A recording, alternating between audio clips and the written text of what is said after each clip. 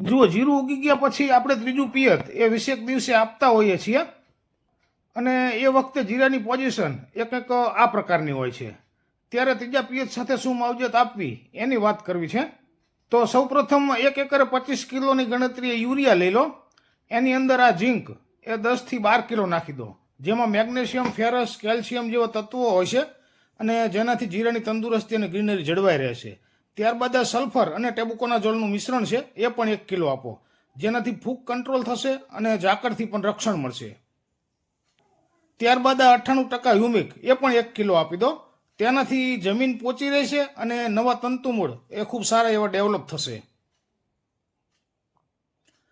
અને ત્યાર પછી આ મેકોજેબ એ M45 પાવડર, આ ફૂગનાશક 1 કિલો એડ કરી દો. તેનાથી લીલી ચરમી એ આવતી અટકી જશે. અને આ બધું ખૂબ સારી રીતે મિક્સ કરી દો. થોડી પાણીની ઝાલક મારો એટલે પાવડર ઉડી અને અલગ ન થઈ જાય. પછી એને જીરામાં ઝાકળ ન હોય ત્યારે પૂંખી દો અને તરત જ એને પિયત આપી દો. અને પછી જુઓ, માત્ર 10 થી 12 દિવસમાં જ એ તમારું જીરું એ આવું ખૂબ સરસ મજાનું થઈ જશે. ખૂબ સારો ગ્રોથ થશે અને ગ્રીનરી પણ ખૂબ સરસ આવશે.